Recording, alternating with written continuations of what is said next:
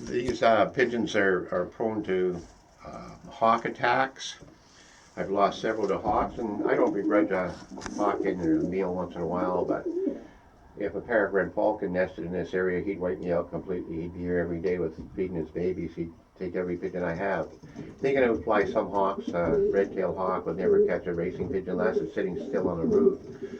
A goshawk, on the other hand, or Coopers or sharp-shinned, they're deadly. They'll take pigeons quite easily. Raccoons, they're probably the biggest predator.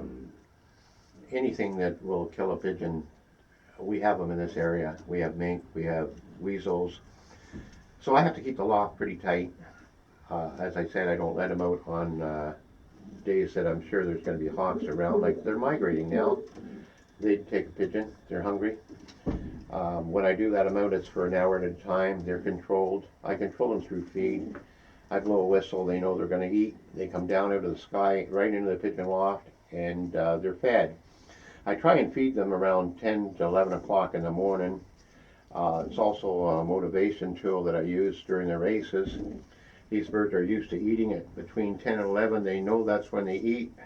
That's coincidentally the time they come home from the shorter races. So they don't waste any time sitting on a roof when they get here. They come right into the whistle, ready to eat, and they're fed. Things are done on a schedule pretty readily. I use the same feeding times. I try and loft fly them the same times every day. If I take them training 50 or 60 miles up the road, I make sure they come home around 10 or 11 o'clock in the morning to be fed, and they get used to it. It's a schedule. They're on that schedule. They're creatures of habit. They respond to it. The other thing that I'm fairly careful about is that although the neighbors, we got great neighbors around here, I don't let them land on the neighbor's house roof.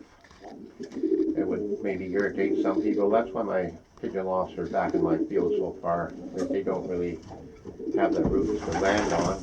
They land on the odd tree, but mostly they're confined to the roof of their pigeon loft, and they don't become a nuisance to anybody.